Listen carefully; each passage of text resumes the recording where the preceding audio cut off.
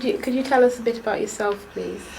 Okay, my name's Jan Holden and I'm a librarian, and I work in Norfolk at the Norfolk and Norwich Millennium Library. And so I can remember writing essays about the situation as it was in Zimbabwe and what the likely situation would be after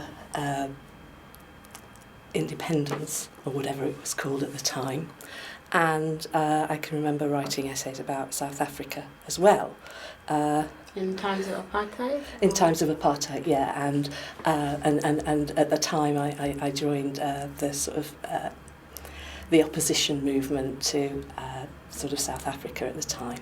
And I can remember lots of people coming across from South Africa, people who were members of COSATU, which is a South African trade union movement, came across, and I can remember them staying in our house, and people who were in choirs. There's music is really key to a lot of sort of the political, a voice of political dissent in South Africa. And I can remember lots of choirs used to come, people in choirs used to come and sleep on our floor.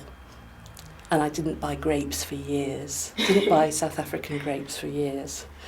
Yeah. So for you, music was an outlet in terms of looking at political situations or expressing yourself? I think it was, yes. I think it was. I think I later on I joined a choir that sang songs of struggle. Yeah. Joined, quite active in the sort of student union, and then later became active in trade unions. And throughout that, there's always been music and using music and other ways of expressing yourself through banners and all those kinds of things has been really key to some of the things that I've been interested in. So you like to express yourself creatively? Yeah. Okay. Yeah. Have you ever visited Nicaragua? I have, yes. I visited later. I became part of a British organisation called the Nicaraguan Solidarity Campaign.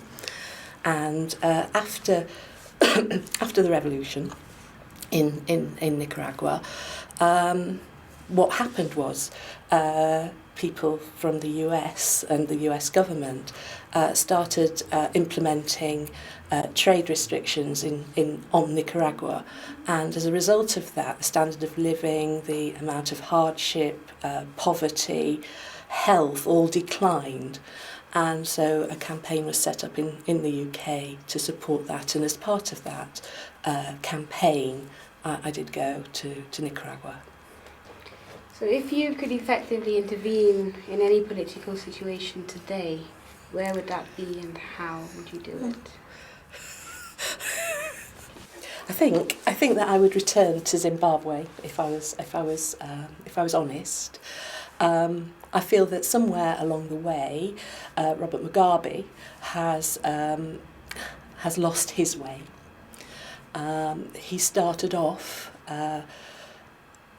as, from my point of view, he started off as a democratic socialist, and has turned somehow into a fascist.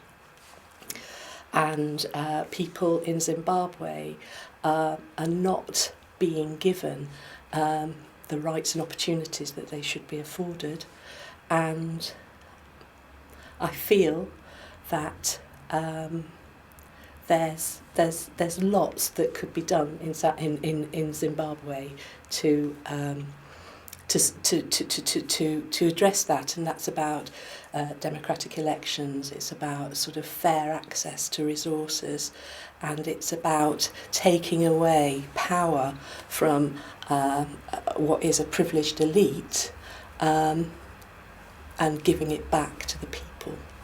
And I feel that what's happened in Zimbabwe is that the sort of dictatorship of the white Smith regime has been replaced eventually by a dictatorship, but a local dictatorship.